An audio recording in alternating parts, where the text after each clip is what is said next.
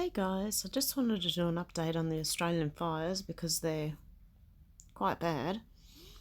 Um, we've got some 44-degree days coming up, and nothing new. We have had it before. It's actually got up to 50.9 degrees Celsius. I don't know what that is in Fahrenheit, guys, but if you know, let me know. It's stinking hot. Anyway, and all these fires are still going, right? So I've got my theories on what's going on here. I'll explain it to you in a minute. What I wanted to do was show you, and it's gone very small for some reason. I wanted to show you the angle in which this is going now. Sydney is where the yellow thing is there. That's one of the new ones. Sydney's just underneath. You can see the NEY. Now you've got Brisbane right at the top there, okay? Then you've got Victoria over here and Melbourne down the bottom here. Now you can see how it's heading towards Melbourne down the bottom here from Sydney. Okay. And now I'm going to show you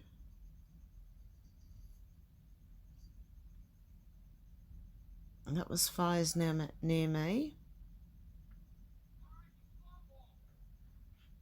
I'll show you the weather. And this, I believe, see over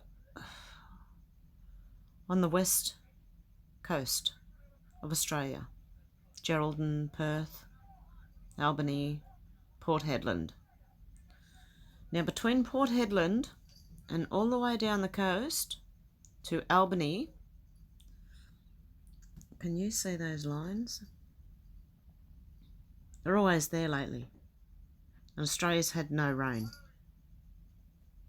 Well, see all the rain off the coast there? It's being stopped before it even hits the coast. It's ridiculous, guys. You can't tell me that's nothing. That's interference from something, and something's doing this. And if you know anything, you know that they can make rain. And they have snowmakers at Threadbow and in the winter to help the snow along. And in the Vietnam War, they used it to make the weather, change the weather. Look it up if you don't believe me. Okay, so you've got that as well. And don't forget the direction in which these fires are going, because what I'm going to show you now is, where is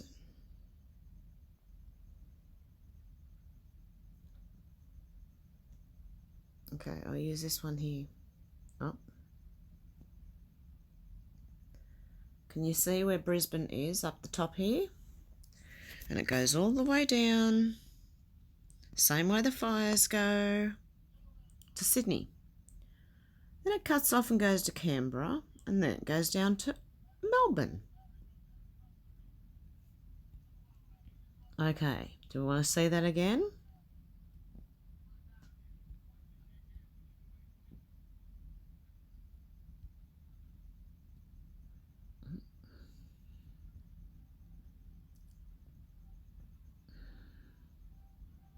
Brisbane, all the way down the coast.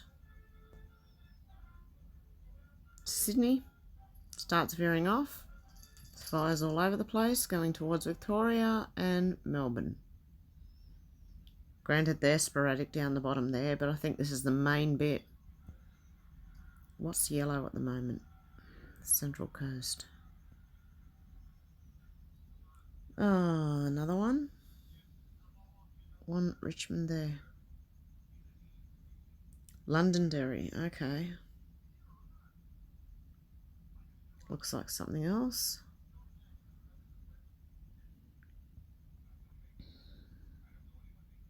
See how these two fires, they're going to meet up. The one in the Blue Mountains National Park just there, that little one. It's heading towards where I used to live. and the other one coming from the other side.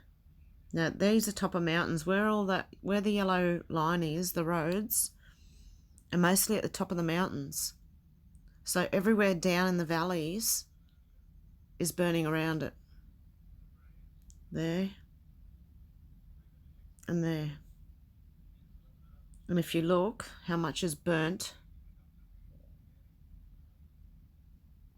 it's devastating, guys. Fires are meeting up. That's why they're calling it a mega fire, because fires are joining each other, and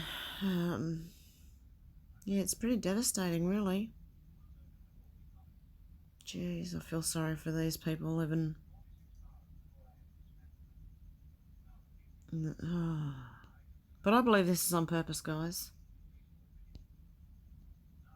And it's all got to do with that high-speed rail, I think. If I turn my phone around, I know I'd get it bigger, but then the picture would be smaller. So yeah, you've got it from Brisbane all the way down and across going towards Melbourne. And Canberra is in there somewhere where the AC, there's T in there, where these bottom ones are. That was also part of that. Have a look at it again. See, it went to the ACT, Canberra, and it also went down to Melbourne.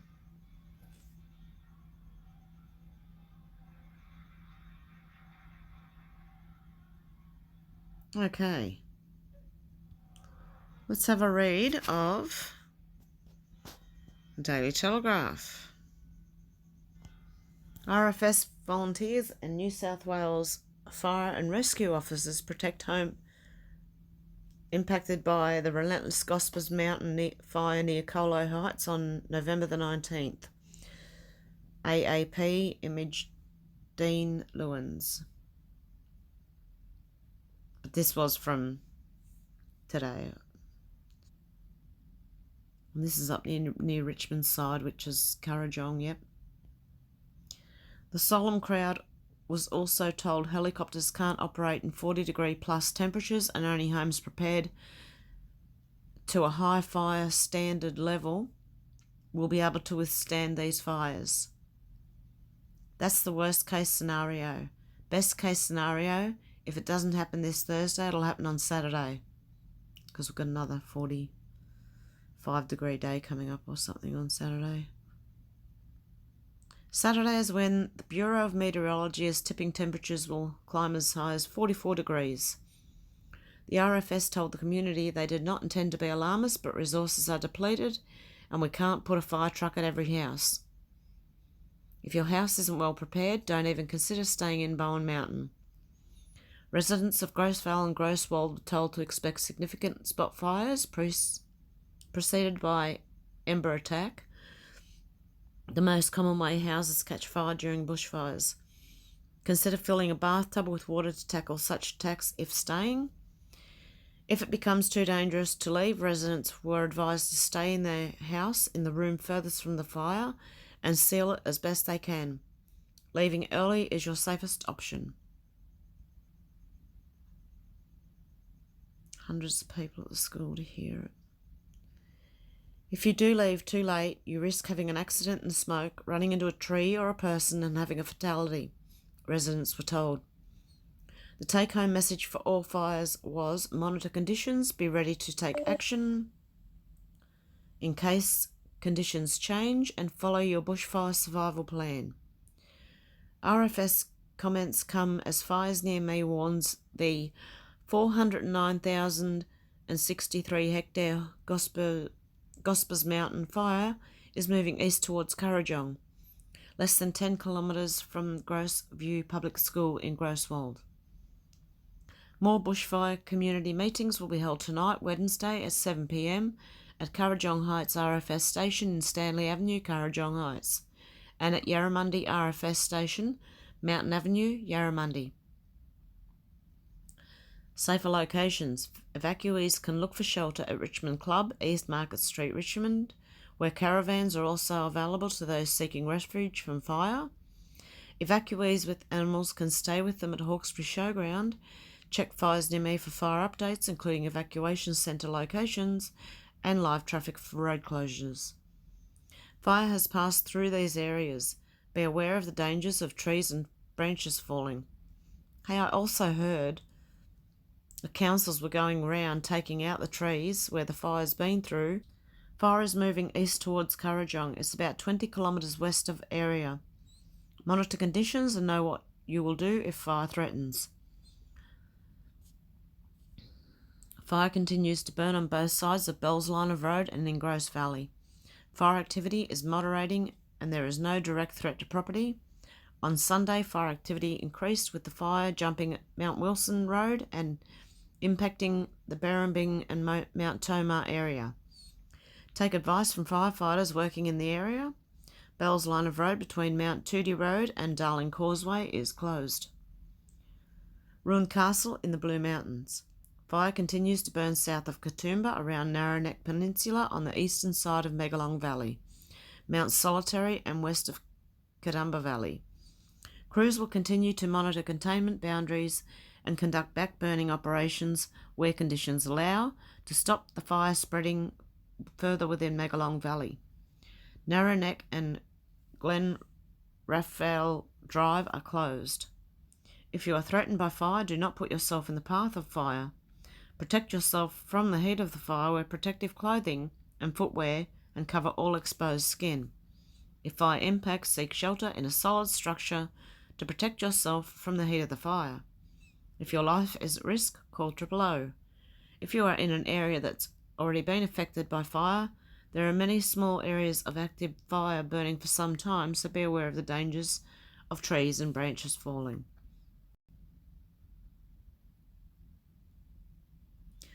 Firefighters lose control of mega blaze backburn.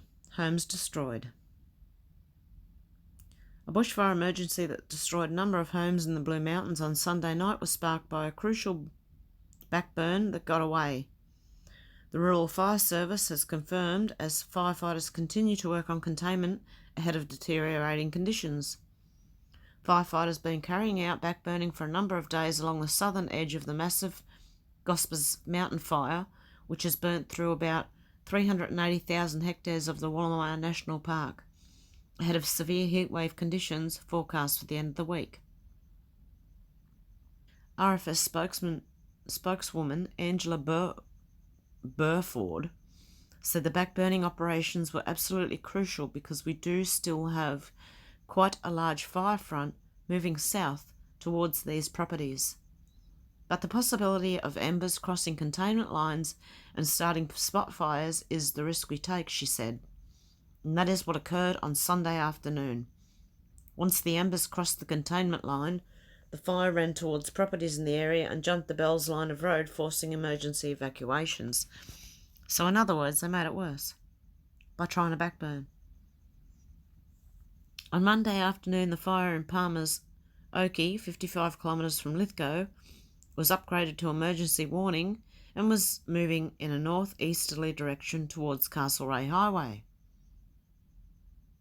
Meanwhile, the Gospers Mountain Fire was upgraded, emergency warning level.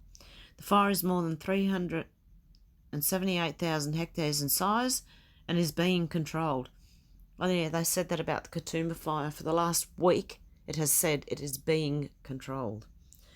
The massive fire ground stretches from Lithgow area in the west through the Hawkesbury area towards the Central Coast in the east. It's one of about 100 fires burning across New South Wales on Monday, with more than half of those burning out of control. The RFS has received a number of reports of property losses around Mount Wilson and Bilpin, Miss Burford said, but as there's still a lot of active fire in the area, building assessment teams have not yet been able to confirm the numbers. At least 5 homes were destroyed overnight, but there are fears the number could run into the dozens, including the homes of firefighters. The Mount Tomah Botanic Gardens has been closed due to damage and ongoing fire threat. A statement on the website on Monday said the impact on some parts appears to be significant, although most of its living collection and all the main buildings are safe at the moment. It's like the end of the world. Oh my God. Among the properties under, it would be in the area, but it's not the end of the world as long as you're still alive. Property doesn't matter, really. Can be rebuilt, although I'm hearing as well they're not letting people rebuild because they want to build that high-speed railway. Among the properties under threat in Bilpin are the Hillbilly Cider Shed and Farm Panorama. The farm belongs to Sean's Panorama chef Sean Moran and partner Michael Manu Robertson. On Monday morning, Mr. Robertson and his farm had not been burnt, but the fire was all the way round us, and one of his friends had lost a home. He said he had brought the farm animals as close as possible to the house and into paddocks with the shortest grass. Apart from continuing to feed the animals and water the vegetables, he said they were lying low and trying to stay away from the smoke with towels tucked under their doors. It's like the end of the world. I don't have the words to describe it. If you stop and think for too long, you'll just burst into tears. Hillbilly Cider Shed owner Shane McLaughlin, whose property is about 35 acres, has a pallet of cider in his shed that he said would keep him and his neighbours going over the next few days. He said he would stay to defend the property no matter what, something he was forced to do in 2013 when the fires ripped through the area. Sunday afternoon had been a hairy day as the fire burnt about 10 to 15% of the property, and he said the conditions hadn't eased overnight. Sorry, guys.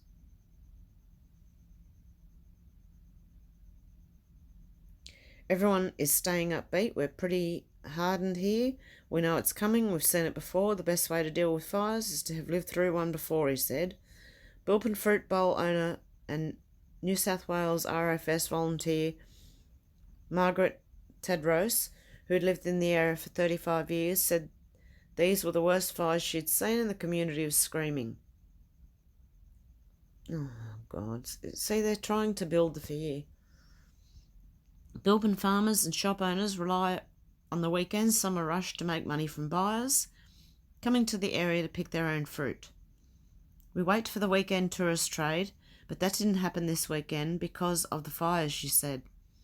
It's so close to Christmas, we've gone through the quiet spell. Everyone is screaming because they were hoping for a big weekend, she said. She said while her property remains clear from any immediate fire danger, it is day by day, hour by hour situation. Sam Ramaki has lost a cool room full of fruit for his Bilpin business, but managed to save his house. Thank God. We didn't think anything like this was going to happen, Mr. Ramaki said as the helicopter buzzed overhead after refilling its bucket at a dam nearby. Cost of rebuilding the uninsured cool room will run to $20,000 to $30,000, adding a financial burden to a business already struggling because of the Gospers Mountain fire to the north had kept visitors away. Bilpin residents took to social media to express anger at overly tight police roadblock controls. A young resident got caught on the wrong side of the roadblock after taking his dog for a walk and was blocked. A taxi sent to pick up an elderly resident out of the fire zone was not let through, and a water truck sent to fill tanks also couldn't get through. They have a job to do, but this is beyond a joke. Not even letting water trucks through to fill people's tanks, very rude and disrespectful, a Facebook poster said. No safe level, pollution labelled a public health emergency. Brian Williams, Vice President of the Volunteer Firefighters Association and a brigade member who's been out fighting the fire near Bilpin, said crews were exhausted after weeks of fighting the blazes. You come home at night, your lungs are burning, your eyes are sore, he said. You're carrying an enormous amount of smoke inside.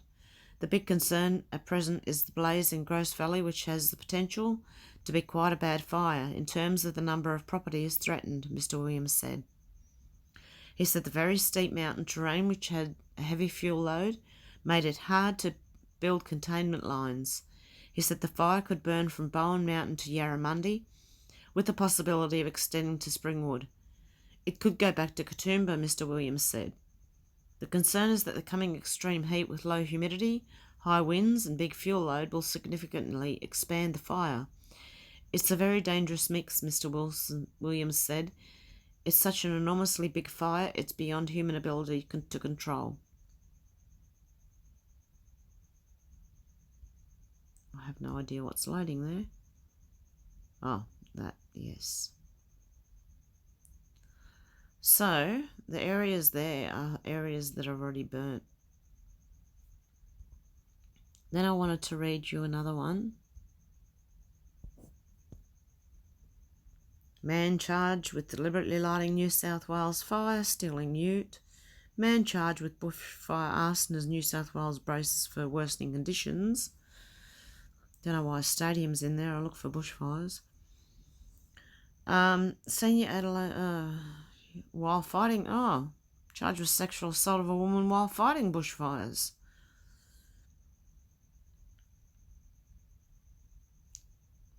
Lake Macquarie man refused bail on charges relating to deliberately lighting of 12 fires. New South Wales man to be charged for fire spree. Teenage boy 13 charged over fire which killed a man on New South Wales Central Coast. New South Wales bushfires have burnt an area almost twice the size of Sydney. And it goes on. So we got people lighting fires. Idiots.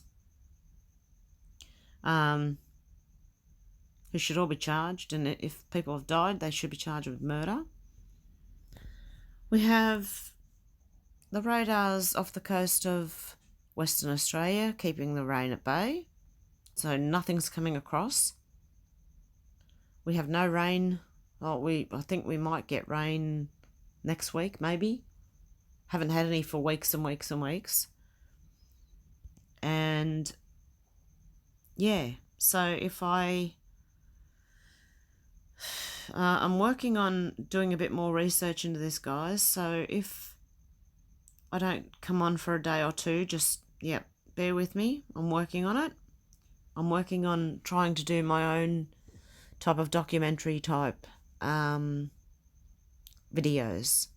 So more like this, where I'm actually trying to get a message across to people that I think there's a deliberately lit and they are for the high-speed rail. And yeah, I don't think there's kids lighting these fires as much as they say there is, or even lightning. I think it's been deliberately lit. That's what I think. And I've also heard stories that it's closing in around Sydney. So the fires are actually closing in, say, on the outskirts as South Sydney and north of Sydney. And that's how big the fires are, those black areas. I thought that was the area it's already burnt. And it could be part that and just part the outside of it, the dark black line on the outside could be how big the fire is. And the inside's already sort of been burnt, I think. Not exactly sure how to read that, but anyway, that's how I'm reading it.